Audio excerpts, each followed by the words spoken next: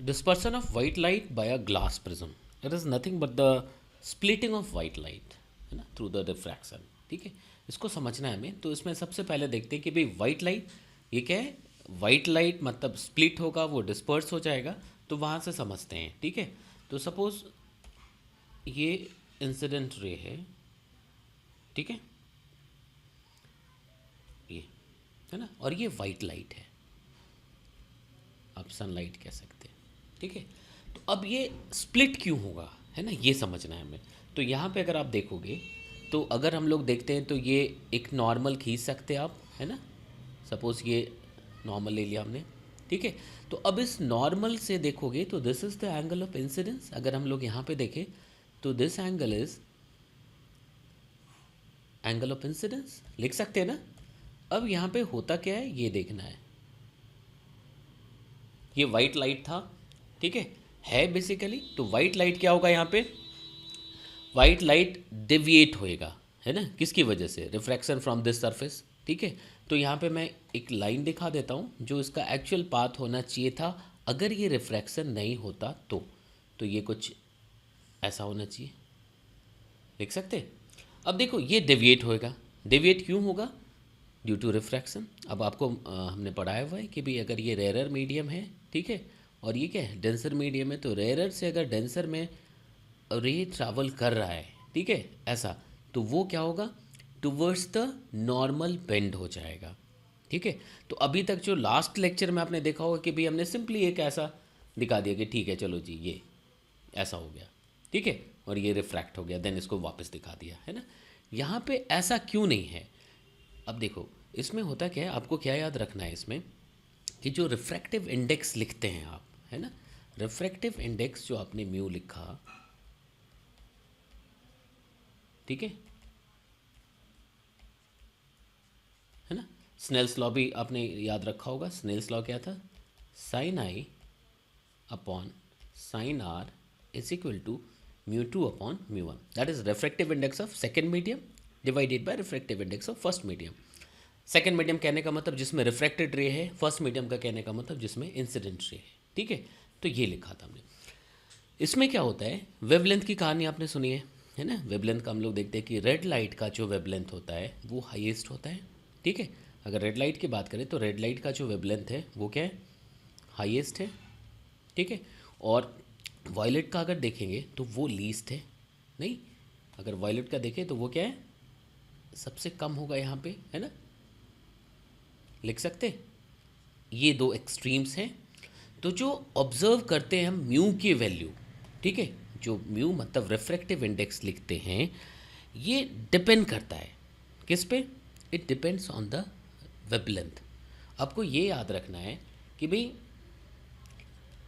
Smaller the wavelength, smaller the wavelength of the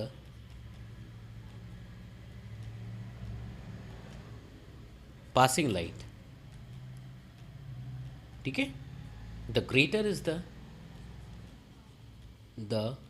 greater is the refractive index, लिख सकते. मतलब क्या हो गया, जिसका लैम्डा कम होगा उसके लिए रिफ्रैक्टिव इंडेक्स क्या होगा, ज़्यादा हो जाएगा. और हमने देखो यहाँ पे लिखा हुआ है, ये देखिए sine i by sine r, देखिएगा sine i upon sine r is equal to mu two upon mu one, लिख सकते.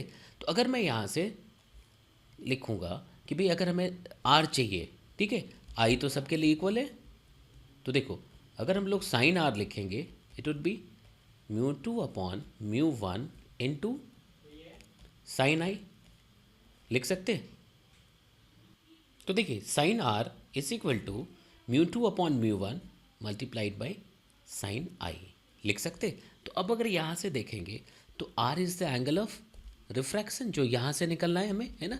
तो अगर आप यहाँ लिखोगे तो sine r is equal to mu two upon mu one, mu two for refractive index of this medium and mu1 it is for refractive index of first medium, like here लिखा हुआ है यहाँ पे हमने, ठीक है, into sin angle of incidence लिख सकते।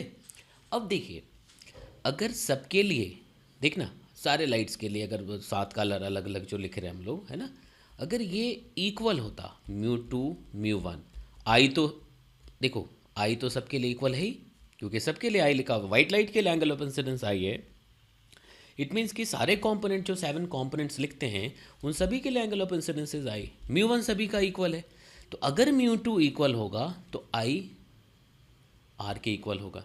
ठीक है, अगर म्यू ज़्यादा है, अगर म्यू ज़्यादा है तो क्या होगा, आर का वैल्यू बढ़ जाएगा, लिख सकते। तो यहाँ से क्या दिख रहा है कि this angle of refraction, this r, because यहाँ पे आप देखोगे तो μ2 को मैंने बाहर कर दिया, ठीक है, साइन आई अपॉन μ1। अब ये जो क्वांटिटी हमने लिखा हुआ है यहाँ पे, ये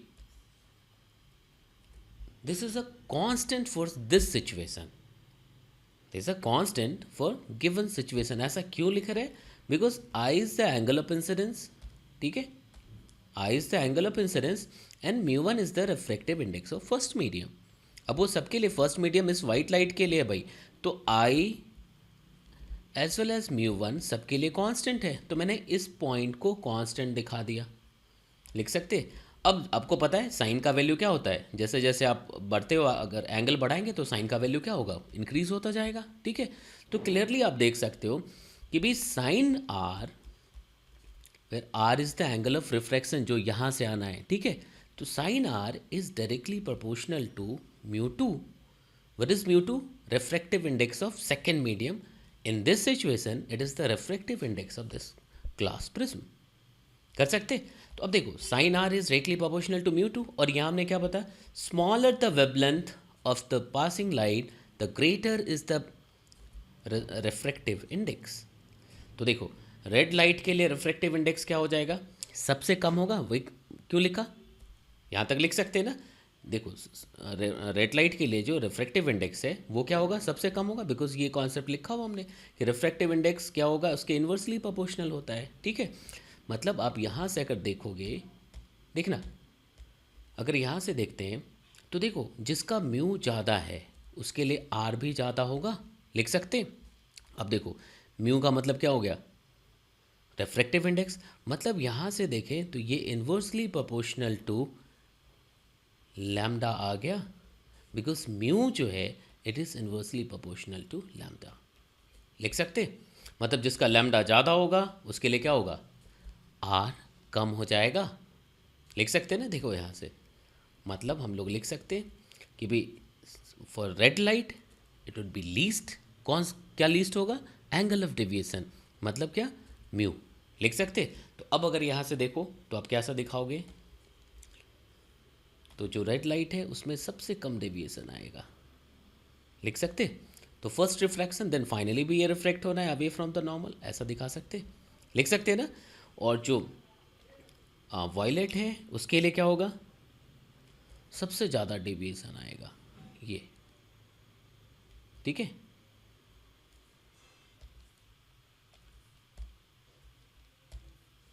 ऐसा आपको समझ आएगा, ठीक है, ये सबसे ज़्यादा डेविएशन,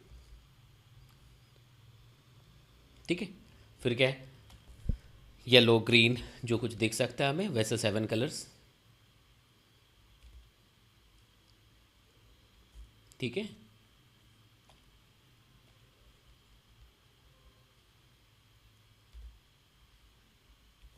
लिख सकते हैं ना, ब्लू,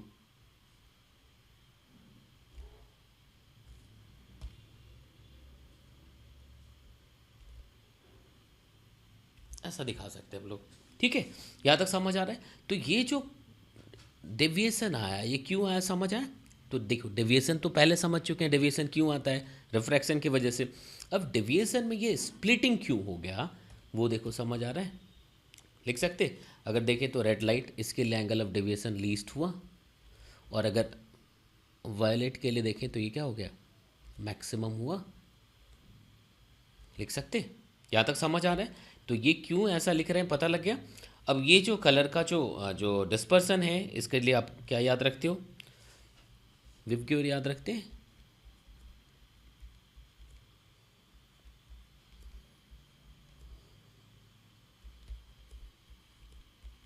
ठीक है, लिख सकते हैं। तो विबग्योर मतलब ये यहाँ से शुरू होगा फर्स्ट ये, ठीक है, और ये लास्ट में जा कर के है ना।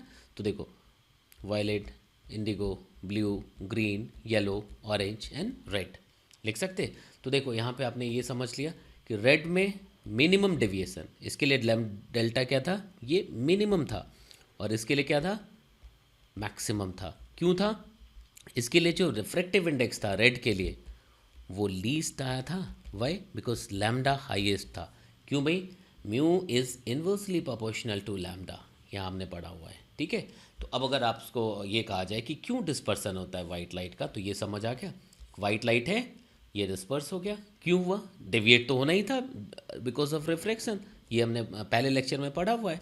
अब जो रिफ्रैक्शन की वजह से जो डेविएशन होता था, वो जो डेल्टा है वो म्यू पे डिपेंड करता था, वो हमने इस तरह से लिखा, ठीक है। अब यहीं से रेनबो फॉर्मेशन जो नेक्स्ट लेक्चर में पढ़ेंगे हम लोग, ठीक है, इसको देख लीजिए।